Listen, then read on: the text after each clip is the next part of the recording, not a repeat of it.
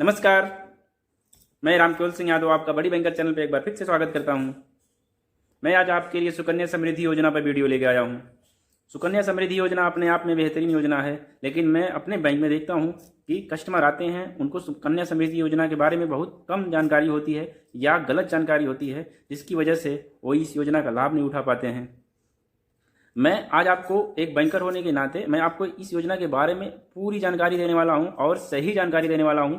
इसलिए आप इस वीडियो को पूरा लास्ट तक देखिएगा और वीडियो आपको पसंद आए तो लाइक, कमेंट और सब्सक्राइब जरूर करिएगा।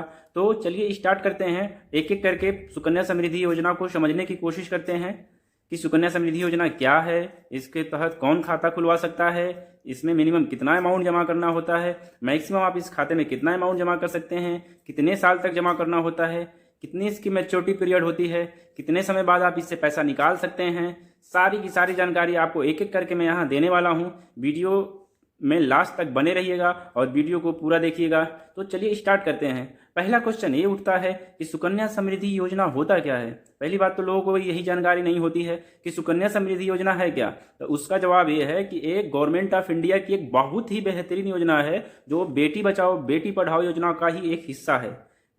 इसमें सुकन्या समृद्धि योजना जो है बच्चियों के बेनिफिट्स के लिए लाया गया था। जो बच्ची 10 साल से छोटी हैं उनके लिए एक योजना लाया गया था और उन्हीं का खाता इस योजना के तहत खुलता है। इस योजना की सबसे खास बात यह है कि आपको इस योजना पर किसी भी बैंक द्वारा, किसी भी पोस्ट ऑफिस द्वारा आपको जो एफडी पे ब्याज मिलता है उससे भी ज़्यादा आपको इस पे ब्याज मिलता है। और आपको इस योजना के तहत जो आप पैसा जमा करते हैं या मेच्योरिटी पीरियड पर आपको जो अमाउंट मिलेगा, सेक्शन 80C के तहत इनकम टैक्स से आपको इस पर छूट मिलती है।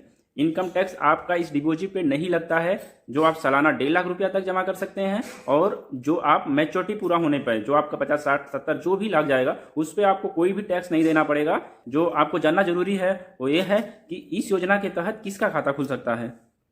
तो इसका जवाब ये है कि इसमें कोई भी फैमिली, कोई भी गार्जियन जिनकी बच्ची 10 साल से छोटी है वो इस योजना के तहत खाता बच्ची का खुलवा सकते हैं। खाता बच्ची का खुलेगा क्योंकि बच्ची छोटी है, 10 साल से छोटी है, इसलिए एक खाता हमेशा गार्जियनशिप में खुलता है।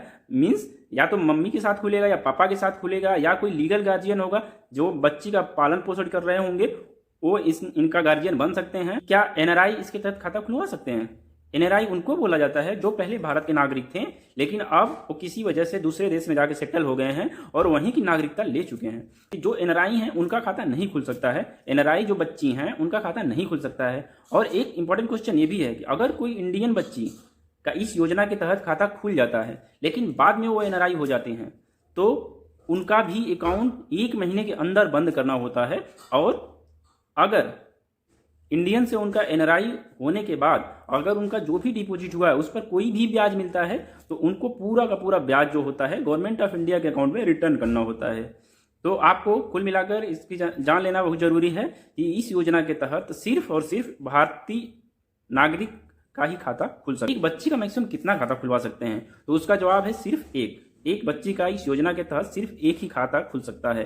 और आपका नेक्स्ट क्वेश्चन ये उठ सकता है कि आप इस योजना को मिनिमम कितना अमाउंट जमा करके खाता खुलवा सकते हैं। तो इसका जवाब ये है कि आप मिनिमम 250 रुपया जमा करके इस योजना के तहत खाता खुलवा सकते हैं और मैक्सिमम आपको 1.5 लाख रुपया अब इस योजना के तहत जमा कर सकते हैं। और सबसे इंपॉर्टेंट चीज ये है जो मैं पहले ही बता चुका हूं कि जो 1.5 लाख रुपया है आपको under section 80C of income tax act के तहत आपको इस डिपॉजिट पे पूरी छूट मिलेगी। इस पे आपको कोई टैक्स नहीं देना होगा। अगर आप सैलरीड पर्सन हैं, अगर आप इस योजना का लाभ ले रहे हैं अपनी बच्ची के लिए, तो आपको 1.5 लाख जो अमाउंट आप इसमें जमा कर रहे हैं उस पर कोई आपको टैक्स नहीं देना पड़ेगा।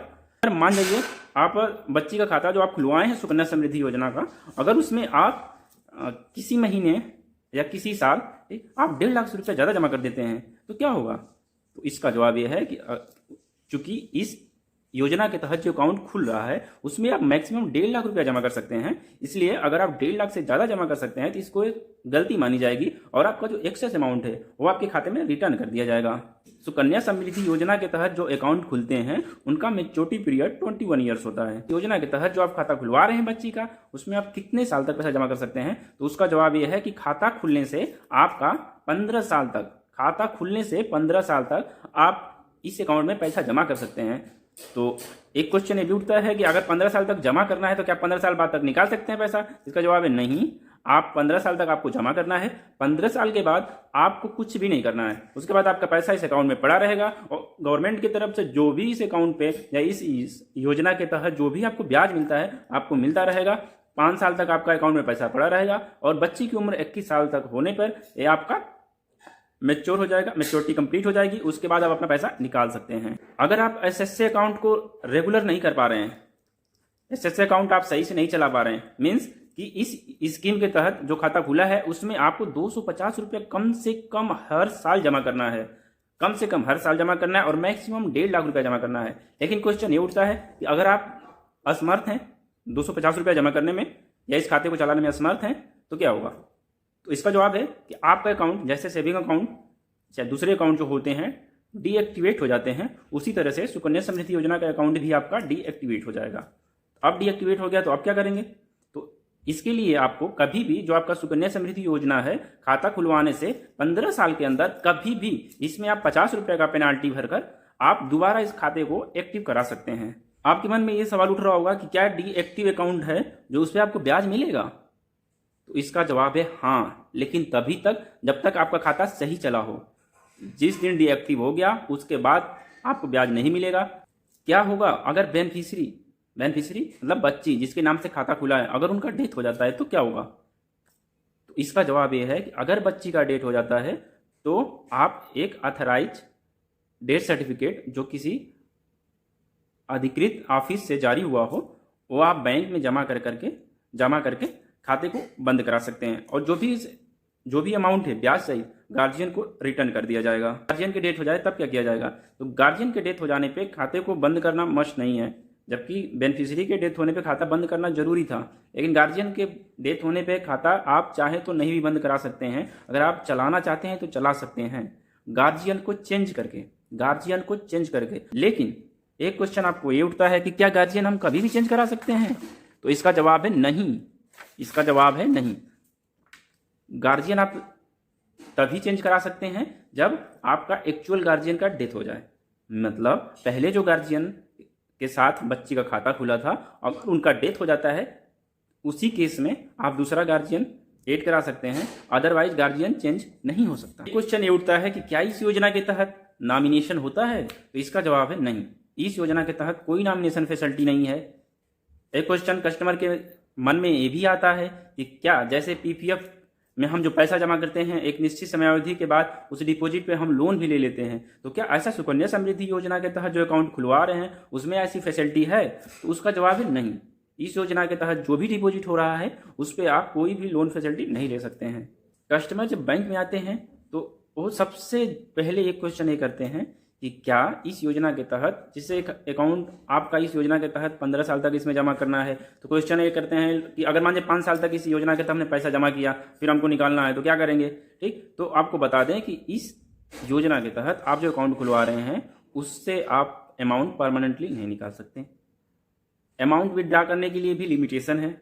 लिमिटेशन ये है कि एजुकेशन के लिए आपको पैसा चाहिए तो उसके लिए आप अमाउंट निकाल सकते हैं, लेकिन उसके लिए भी लिमिट है। आप सिर्फ 50% ही अमाउंट निकाल सकते हैं जो आप जमा किए हैं, और उसके लिए आपको 50% अमाउंट निकालने के लिए आपको एजुकेशन जिस जगह पे लिए हैं, जिस जगह एडमिशन लिए हैं, उसका आपका पूरा स्लिप लगेगा कि कितना फीस लग रहा है, पूरी डिटेल रहेगी।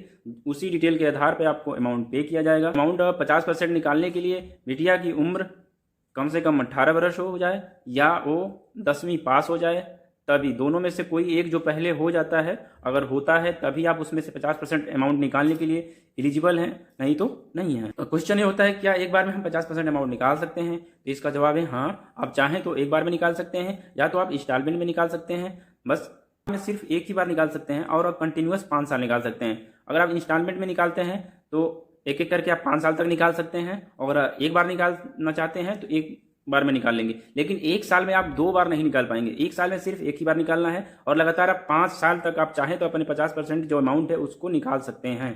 एक क्वेश्चन कस्टमर के मन में ये भी आता है कि क्या एसएसए अकाउंट बंद करा सकते हैं? उसका जवाब है हाँ, लेकिन उसके लिए कंडीशन है। कंडीशन यह है कि बेनिफिशियरी का डेथ हो जाए, मतलब जिस बच्ची के नाम से खाता खोला गया है उनका डेथ हो जाए, तो आप खाता बंद करा सकते हैं, या गार्जियन का डेथ हो जाए और खाता चलाने में असमर्थ है तो आप खाता बंद करा सकते हैं, या दोनों में से न गार्जियन की डेथ हो न बच्ची का डेथ हो, लेकिन फाइनेंशियल सिचुएशन सही नहीं हो, कोई गंभीर बीमारी हो गई हो बेनिफिशियरी को, गार्जियन को, किसी को भी खाता चलाने में असमर्थ है, तो भी आप खाते को बंद करा सकते हैं। सुकन्या समृद्धि योजना के तहत जो अकाउंट है उनको आप एक तरीके से और क्लोज करा सकते हैं। वो ये है कि अगर बच्ची की शादी तय हो जाए, मतलब बच्ची की शादी के लिए आप इस अकाउंट को क्लोज करा सकते हैं, लेकिन उसके लिए भी आपको एक स्टाम्प पेपर पर डिक्लेरेशन देना होगा एज कन्फर्मिंग करने के लिए, और नोटरी से अटेस्टेड होना चाहिए कि मतलब इनकी एज हो चुकी है शादी के लिए और शादी के लिए अमाउंट चाहिए, तो उसके लिए आप इस अकाउंट को क्लोज करा सकते हैं। एक क्वेश्चन बहुत ही इंपॉर्टेंट है जो अक्सर जो सैलरीड पर्सन है उनके मन में आता है कि जैसे मम्मी और पापा दोनों जॉब करते हैं और उन्होंने अपनी बच्ची का सुकन्या समृद्धि योजना के तहत खाता खुलवाया है, तो उनके मन में क्वेश्चन ये होता है कि क्या दोनों लोग ये इनकम टैक्स के तहत इस पर छूट ले सकते हैं। इसका जवाब है नो। सिर्फ और सिर्फ एक गार्जियन, या तो मदर या तो फादर, जो भी हों, उनको ही इस योजना के तहत आपको इनकम टैक्स से छूट मिल सकती है। क्या सुकन्या समृद्धि योजना के तहत जो अकाउंट खुला है उसको ट्रांसफर करा सकते हैं, तो उसका जवाब है हाँ, लेकिन उसके लिए भी शर्त है, अगर बच्ची का किसी और जगह पे अपने फैमिली के साथ ट्रांसफर हो रहा है तो उस केस में आप इस अकाउंट को वहाँ पे ट्रांसफर करा सकते हैं।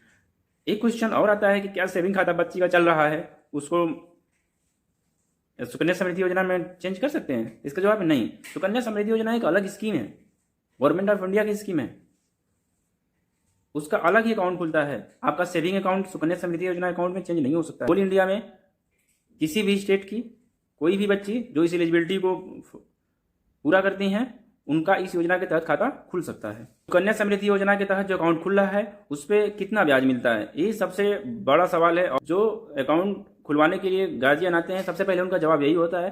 तो उनके लिए मैं बता दूं कि ये गवर्नमेंट ऑफ इंडिया का स्कीम है, इस पर इंटरेस्ट समय समय पर बदलता रहता है, तो आप बैंक इस पर डिसाइड नहीं करती है कि आपको ब्याज कितना मिलेगा, गवर्नमेंट डिसाइड करती है, जो आपका हर साल चेंज भी हो सकता है और डिक्रीज भी हो सकता है, इंक्रीज भी हो सकता है। मैं आपको प्रेजेंट टाइम का 2021 में जो आपका इंटरेस्ट चल रहा है मैं उसको बता दूं कि इस समय सुकन्या समृद्धि योजना पे आपको 7.6% का ब्याज मिल रहा है। जब ये शुरू में खुला था तो इस योजना पे आपको 8 से 9% तक ब्याज मिल रहा था। लेकिन एक क्वेश्चन है, कस्टमर पूछते हैं कि जैसे हम सेविंग अकाउंट खुलवाते हैं हमको पासबुक मिलता है, तो क्या सुकन्या समृद्धि योजना के तहत जो खाता खुलवाएंगे उस पर हमको पासबुक मिलेगा। तो उसका जवाब है हाँ, जो पासबुक मिलेगा उस पर पूरा बच्ची का डिटेल, गार्जियन का डिटेल, उनका डेट ऑफ बर्थ, नाम, पता, हर एक चीज लिखा होता है और आप ये बैंक से बनवा सकते हैं। सबसे last question, Sukanya Samriddhi account को खुलवाने से बैंकों को क्या लाभ है।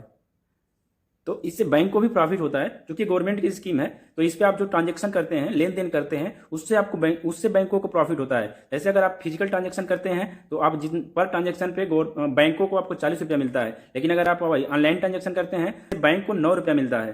Thank you for watching. Video कैसा लगा आप कमेंट बॉक्स में बताइएगा और मेरे चैनल को सब्सक्राइब और वीडियो को लाइक कमेंट करना ना भूलिएगा।